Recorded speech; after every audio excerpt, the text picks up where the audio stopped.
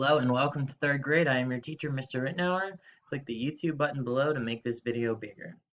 Let's get started here with some common sense. You probably already know this, but if someone sneezes, say bless you, or the German word Gesundheit. All right. There's a couple different stories behind why we say bless you. All right. The most popular one is what I'm going to share with you today. So the legend goes like this. Um, During the bubonic plague, which was this terrible, terrible disease, kind of like coronavirus, that killed millions of people in Europe. The bubonic plague was spread by rats. And the first sign of having the bubonic plague was sneezing. So whenever someone would sneeze, everyone else would say, bless you, literally trying to put a blessing on them that they wouldn't get the plague and die. So that's why we say, God bless you or bless you. Um, it's basically dates back to the time where if you started to sneeze, there was an actual high chance that you might end up dying. Okay, now today, obviously, with modern medicine and vaccines and everything, sneezing usually just means that you had an itchy nose or you might have some allergies. It does not mean that you're going to die anymore, but it's still polite to say, God bless you when someone sneezes. Okay, those are your words of wisdom. Let's move on to decimals, folks. I am so impressed. You are all crushing it. I think that decimals, maybe you agree, are easier than fractions. What do you think? Yes, no, thumbs up, thumbs down? Yeah, I think thumbs up, right? Decimals seem to be a little bit easier than fractions for you guys. And I do think a lot of it is because you already understand fractions, which makes decimals a lot easier, because we know, according to our definition, that decimals are just fractions with a base 10 denominator. So, quick review from yesterday. Let's just take a look here at my picture. If each one of these rods, these yellow rods, is worth 1, what's my number here? I've got 1, 2 holes. So I'm going to write 2 down here in yellow since they're yellow rods. 2. Now I've got a fraction left over. And remember, my fraction is based on the number 10. So it's actually not called a fraction anymore. It's called a decimal. So now I've got 1/10, 2/10, 3/10, 4/10, 5/10, and looks like 6/10. So my number is 2.6. 2.6. That's my decimal. All right, let me clear and change it up here. One more practice, okay?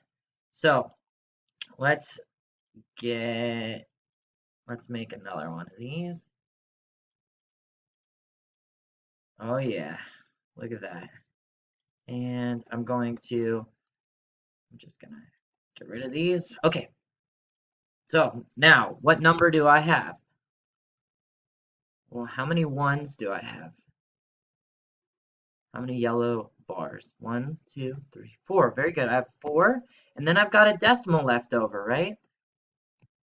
So I need to put my points. 4 point. How many decimals do I have? 1, 2, 3 of those red squares means I have 3/10, right? This means 3/10, which is 4.3.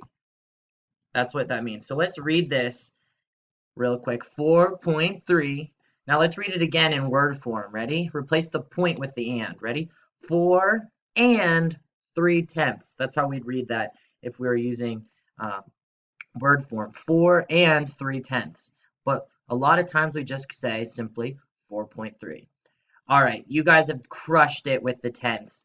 But you know, we don't always have decimal points that go to the tenths.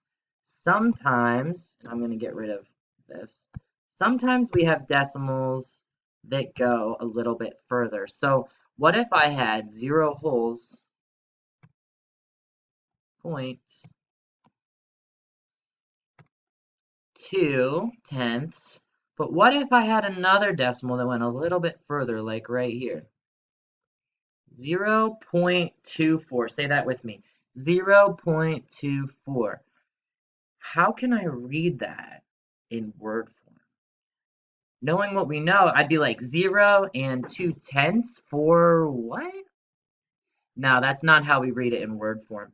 In order to understand word form, you need to look at this by not tenths, but the next place value. So let me draw an arrow here. This is our ones place, right? And we've learned that this is our tenths. But you know, I don't have just tenths. Now I've got this guy right here. So what's the next base 10? What comes after 10? If I'm going to the left, I've got ones, I've got tens, then I've got good hundreds. But whenever we're going to the right, you have to add, we're working with fractions now, you have to add a th. So in your best snake voice, say hundredths. Right? Don't spit on your iPad. Hundredths.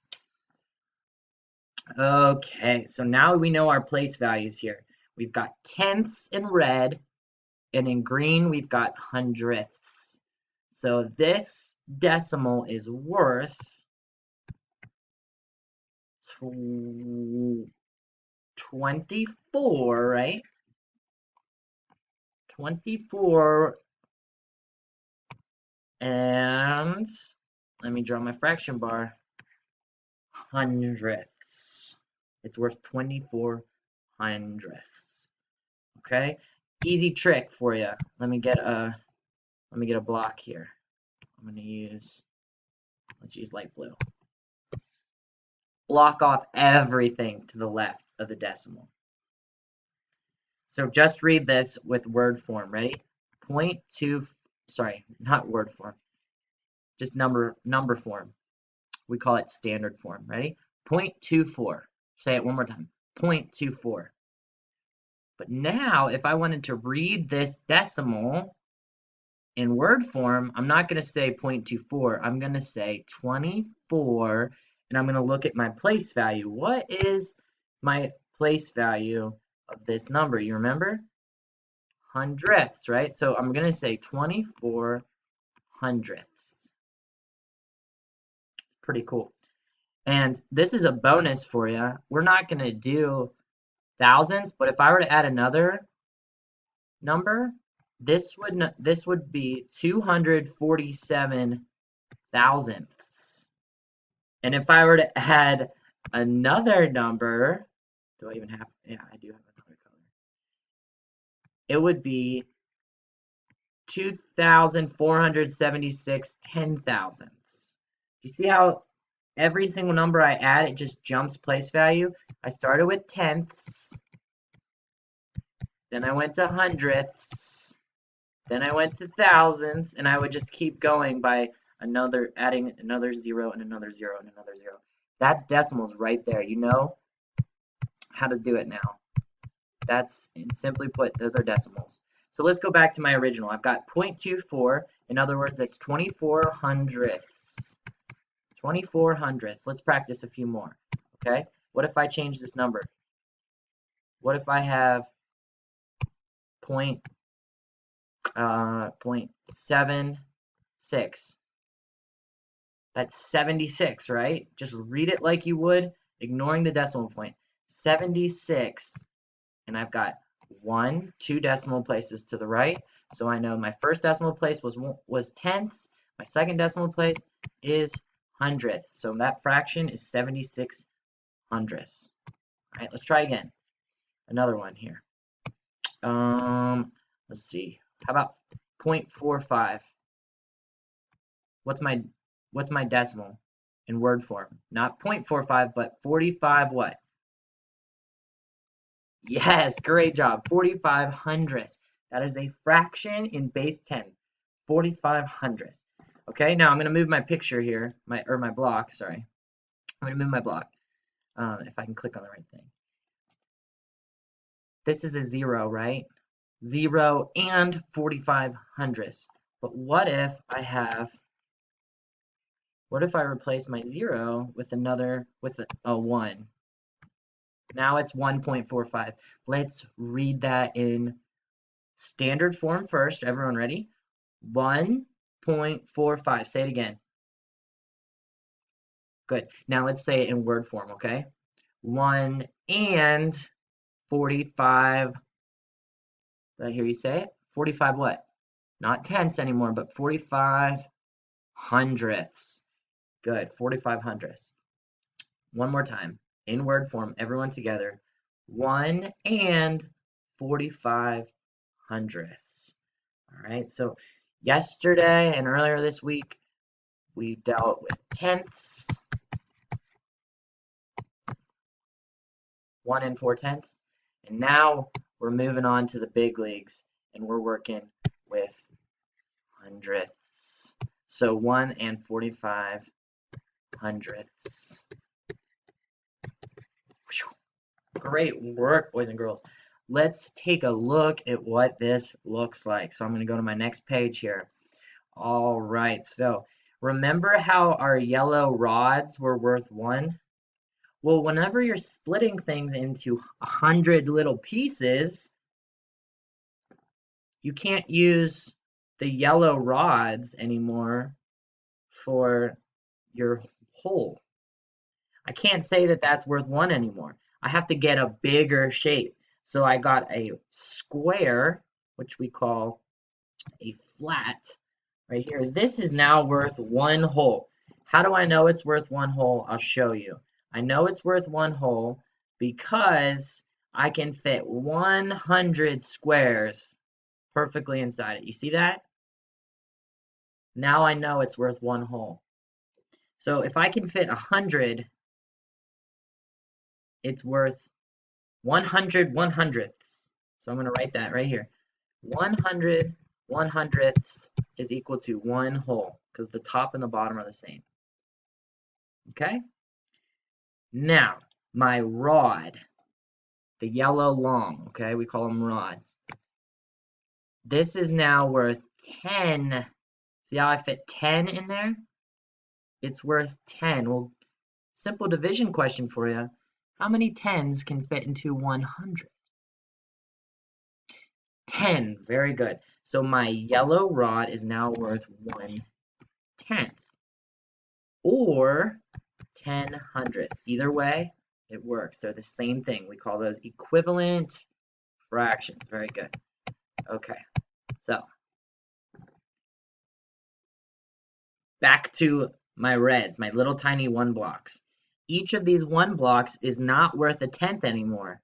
Now they're all worth 1/100th because it takes 100 of them to make up a whole. So I've got 1/100th and 2/100ths and 3/100ths, 4, 5, 6, 7/100ths.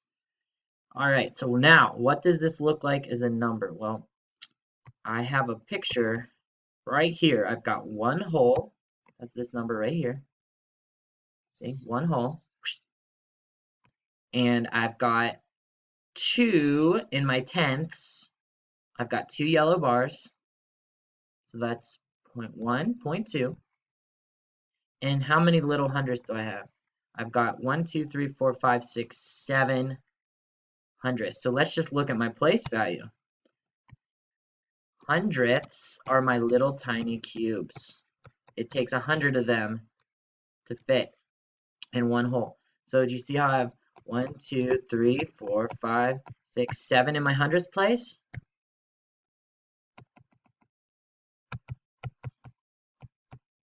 Oops.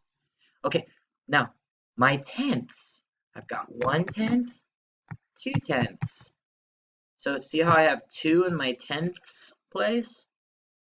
You're a good listener. Way to go. And I've got 1 big hole. Takes 100 little ones to fit in 1 hole in my ones place. See that? Cool, cool, cool. Great job. All right, so let's get rid of this number and let's make a new picture here. So here's what I'm going to do. I'm going to move this down for a second. I'm going to clone, and I'm going to clone, and I'm going to move this right here, and it doesn't have to be perfect, folks. It doesn't have to be perfect. Whoops. Don't judge me. I'm trying my best here. Okay. And I'm going to get rid of these. Delete. And I'm going to move them up here. Okay. Now, what is my number on this screen? What's my number? I'm going to give you a couple seconds to look at it.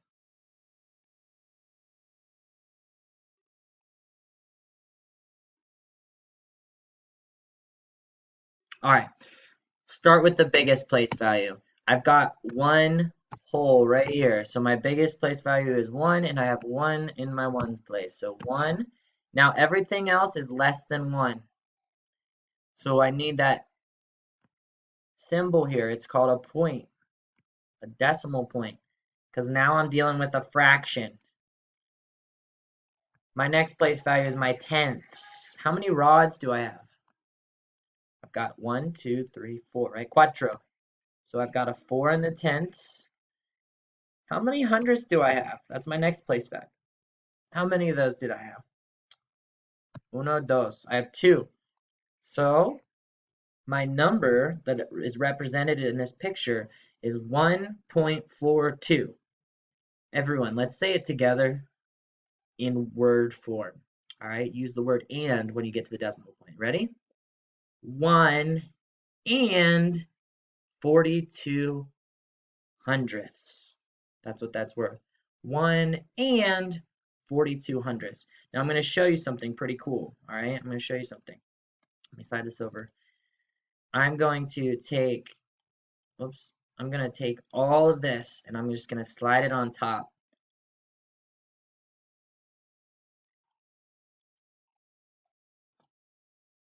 Let's look at it on top here. So if the whole thing was filled up, it would be worth 1, right? So let's just count by tens. 10, 20, 30, 40. Now I don't have any more tens. Now I've got to count by ones. 41, 42. And would you look at this number right here? That says 42, right? That's worth 42 out of 100. That's a fraction. A fraction with the denominator that is 100 means that it's a decimal, right? It is 42 hundredths. Okay, I just thought it would help to see that picture. All right, one more. Let's try one more time. I'm going to clone this bad boy. I'm going to clone it again. All right, hopefully you can see there's 1, 2, 3 of those. All right, and then I'm going to take this whole thing and I'm going to clone it, and I'm going to take these guys. Undo.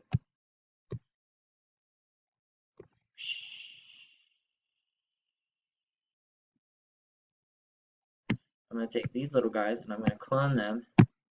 No, undo. Clone them. And I'm going to erase all this.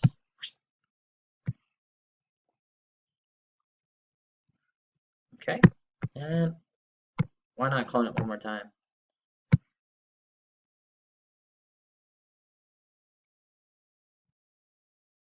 Okay. And I'm going to just delete one. Boom.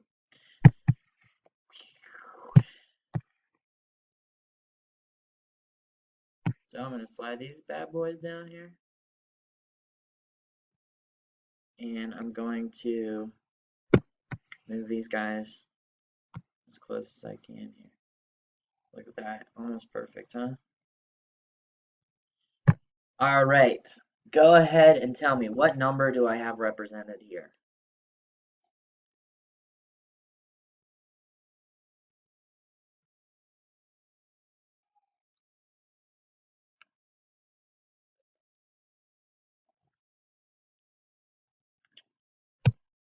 Okay, let's figure out if you got it right.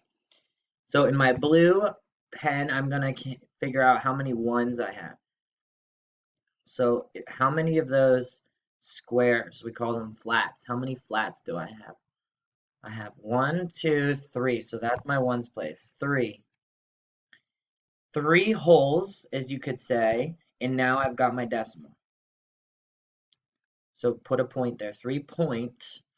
Now I need to figure out how many are in my tenths place, right? That's this place right here. How many of those rods, they're also called longs, yellows, do I have?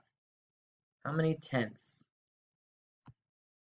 1, 2, 3, 4, 5, 6, 7, 8. Right? 1, 2, 3, 4, 5, 6, 7, 8 tenths.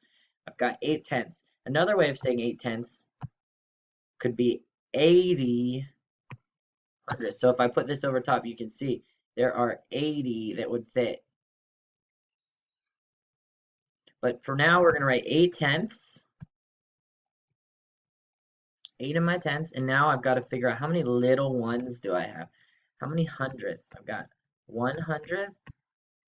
And then I've got 2, 3, 4, 5, 6, 7 hundredths. So let me get my pen out here.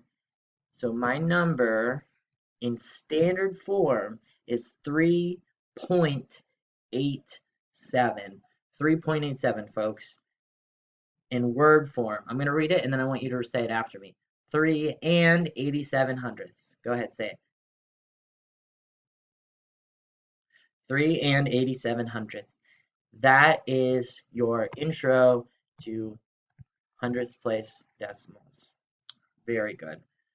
You guys did a great job today with our decimals. We're going to practice more of our hundredths.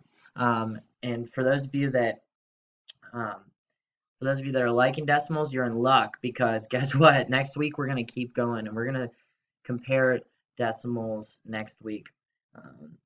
So there you go. Now you know your tenths and you know your hundredths. I'm very proud of you. Let's continue on now with some World War II to end the day. Okay, so yesterday I was really bummed because one of my videos on Adolf Hitler got blocked by YouTube because it was a History Channel video and you're not allowed to, for copyright reasons, it got blocked. No, I did not get in any trouble or anything, but I was bummed that it didn't work because there was a lot of good stuff in that video. Where we left off was right at the bombing of Pearl Harbor. And some of you missed this question yesterday, but the Germans did not bomb Pearl Harbor, okay? And maybe I didn't do a good enough job explaining that last time. But Germany, the Nazis, they're synonyms at this point in history. So the Germans / Nazis, they were involved in a war in Europe. Okay, remember from geography last week, Europe, that continent with Britain, France, Spain, Italy, Germany, Denmark, Sweden, Switzerland, Iceland. So Germany is fighting in France and they're attacking Britain on one side. And on the other side, they're fighting the Soviet Union, all right, which is what we call Russia now. They're really busy with their own stuff. Which country attacked us at Pearl Harbor? Japan. It was the Japanese, the little island of Japan, right? Which we talked about last week in geography. That little island that's close to China. Japan was the one that actually attacked the United States and provoked us into World War II. All right? For those of you that have siblings, you know what the word provoke means, right? Let's just say your brother or your sister, they flick your ear. What are you going to do? Are you going to turn around and say, I don't like that. Please stop. Maybe. That's what my parents taught me, handle things with words first, right? That's probably what I would say. Please stop. Don't do that. That's annoying. Get away. They come back, they flick you in the ear again, right? Maybe this time you might say it in a louder voice. Stop it right now. What if your brother or sister came up and they just punched you, bam, right in the back of the head? Yeah, as hard as they can. Are you going to turn around and say, please stop doing that? No, you're probably going to turn around and you're going to punch them in the face, right? I hope not. I'm not condoning violence, okay, boys and girls. But what I'm saying is the United States is like you, and Japan is like your brother or sister. They're not flicking you in the ear. They came right up without you looking and punched you in the back of the head. That's what the Japanese did to us, right, at Pearl Harbor. It was not a little tiny flick. It was a full on boom. What are we going to do about it? Well, if we just do nothing, then brothers sisters are going to think they can just keep coming up and punch you in the back of the head. So FDR, the president of the United States, he declares war on Japan. All right, he mobilizes the country. That's a word that means he gets everyone up and ready to go. 100,000 Americans. I think it was 140,000 Americans, which is a lot of people signed up in a matter of like weeks right after Pearl Harbor for the military. So we are ready to go to war because we have to stop Japan. Japan and Germany are allies. They're friends. They're working together. All right. Hitler is trying to take over Europe, and the Japanese are trying to take over um, the Pacific and invade the western coast of the United States. All right. This is very, very scary times in America. All right. So that's kind of where we left off yesterday. We just got punched in the back of the head by Japan, but because Japan and Germany are friends and allies, we don't just declare war on Japan, but we also declare war on Germany too. So we're now fighting Japan in the Pacific Ocean. Picture a lot of plane fights, right? We call them firefights, uh, or dog fights in the air with planes, and a lot of fights on ships because that's where we're fighting Japan, all right? We're fighting them on these little islands in the Pacific Ocean off of big ships, naval carriers, and airplanes. And then we're not just fighting them in the Pacific, but then on this side, we're also fighting the evil Nazis in France. Okay, we're trying to get them out of the country of France because at this point the Nazis have completely taken over. All right, there's pictures of Adolf Hitler um, standing right in front of the Eiffel Tower. He's literally taken over Paris and all of France. The only country he hasn't taken over is Great Britain. So we're fighting with the British to get the Nazis the heck out of France, and we're also fighting the Japanese to get them the heck out of the Pacific Ocean. All right, because if they're right there, right off the border of California, they can drop bombs on American soil. All right, so we have to push them way back, all the way back to Japan, so that they can't send bombs and hurt us. All right, so yes, we are in some serious trouble, folks. And time period wise, this is early 1940s, all right, 1941. All right, that's whenever the Japanese bombed Pearl Harbor, right at the end of the year. I think it was December 7th, 1941. So the United States is officially in the war right at the end of 1941, and by 1942 we're fighting on both the Pacific Ocean side, and we're sending troops all the way across the Atlantic Ocean to Europe to help fight the evil Nazis. All right, so let's read. Germany, right here. Oh, undo. Come on, highlighter. Here we go. Germany and Japan surrender in 1945 after years of fighting and devastation. All right. So I basically skipped over the entire war in this slide. And the reason why is because I have a video to show you that really gives you some images and describes what actually happened during the fighting part of the war. All right, so let's turn to that video. It's called A Brief Overview of World War I.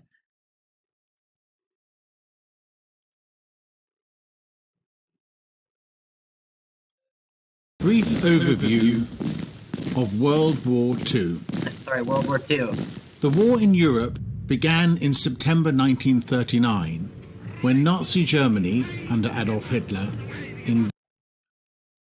Okay, so see that symbol in the background? That's called a swastika. That was the symbol of the Nazis, if you remember from yesterday. And the guy on the screen is Adolf Hitler. invaded Poland.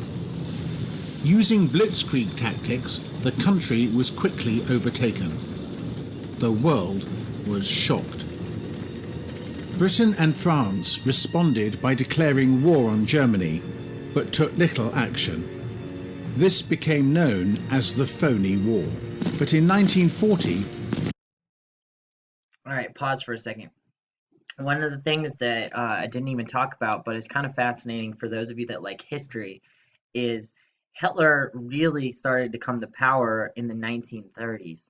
And in 1939, he was definitely the most powerful man in Germany, and um, he was taking over Poland, which is a pretty big country, and the British and the French did not like that. They did not like Hitler, of course, and they did not like that he was actually using his army to invade other countries because he was getting closer and closer to invading them. And so the British Prime Minister, his name was Neville Chamberlain, he went and he actually met with Hitler. I think it was in Berlin, which is in Germany. And Hitler he said, "Oh, I, you're right. I'm not. I promise I won't attack you guys. Here, let's sign this piece of paper, and I won't touch you. I won't try to attack France or Great Britain. Yeah, sounds good. All right. How about this? I won't attack you if you stop worrying about me. All right. Just don't even bother looking over at our country, and I promise I won't attack you. Trust me, right? I'm Adolf Hitler. You can trust me. I'm a good guy."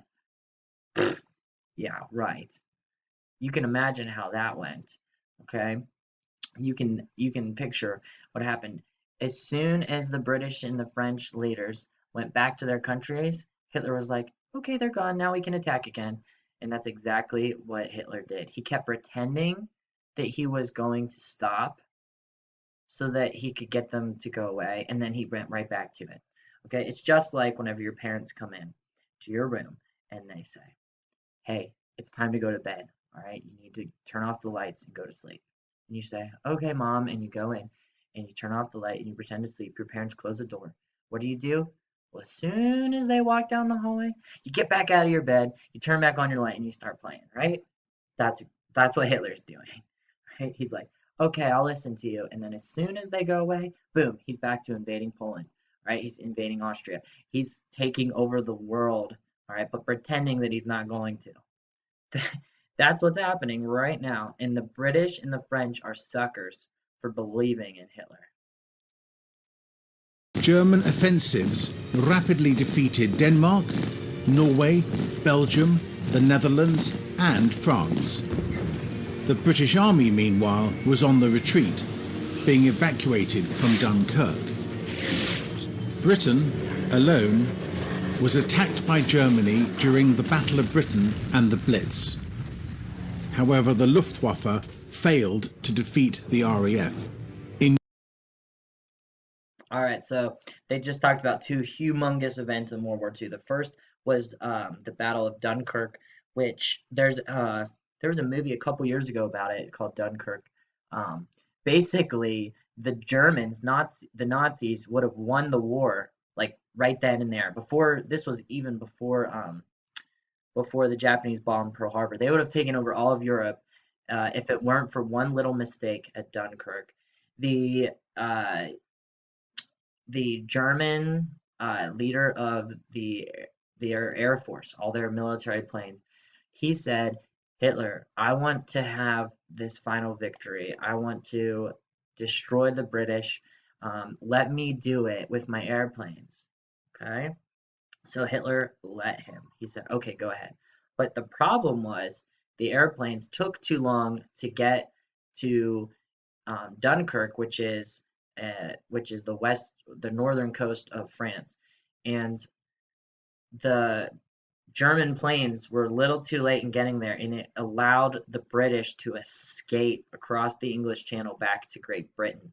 And what's so crazy and heroic about this is it wasn't the British military ships that were able to rescue the British military. It was regular old British citizens. Hundreds of Britons that owned boats took their little boats. Yeah, picture like little sailboats. They took it all the way over across into France where there was literally like gunfire and war going on. And they took British soldiers all the way back to Great Britain. It's just an incredible moment of bravery by the British civilians. And they rescued all kinds, over I don't know the exact number, but it was an insane amount of soldiers that they ended up rescuing on the shores of Dunkirk. Without that, the British army would have been totally destroyed, which means the Germans would have been able to just walk right into Great Britain and take over all of Europe. So thankfully that didn't happen. Thankfully the Nazis made a mistake there. Another thing that they talked about was the Battle of Britain. The Battle of Britain is another example of how the Germans failed to take over Great Britain. It was a fight that took place in the air. A dogfight is what we call them whenever airplanes are fighting other airplanes. And uh, the British Air Force ended up defeating the Germans, which allowed them to survive. Okay, so two huge events, Dunkirk and the Battle of Britain in World War One, and this is, or sorry, World War Two, and this is before the United States even entered the war, folks. So we're not even a part of World War Two yet.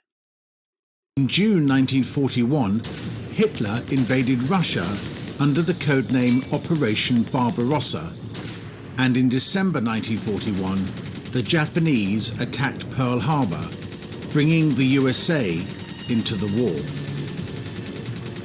Germany, Italy, and Japan formed the Axis powers, while Britain, Russia, and the USA made up the major combatants on the Allied side.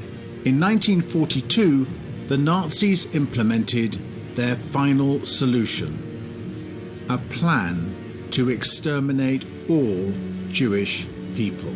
Critical battles followed. All right, so you probably remember the extermination of all the Jews was called the Holocaust, and that's what they were talking about. That would dramatically change the course of the war. These were Midway in the Pacific Theatre, June 1942, El Alamein in Egypt, November 1942, and Stalingrad in Russia, January 1943.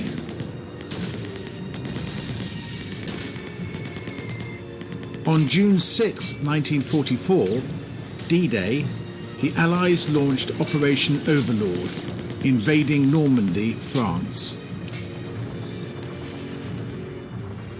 The Red Army advanced in the east and was the first to reach the German capital of Berlin.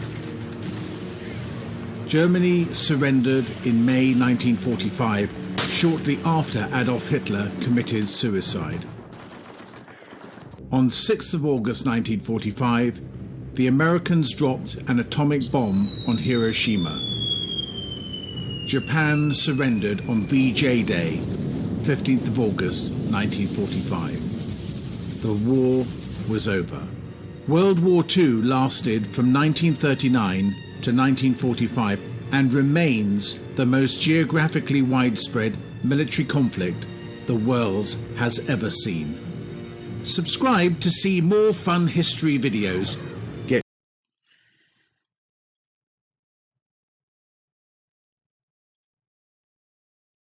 All right, so we were going to talk a little bit more about the effects of World War II and the casualties, and we also want to talk a little bit about the atomic bombs tomorrow, and I'll maybe even mention D-Day, which was a very important invasion.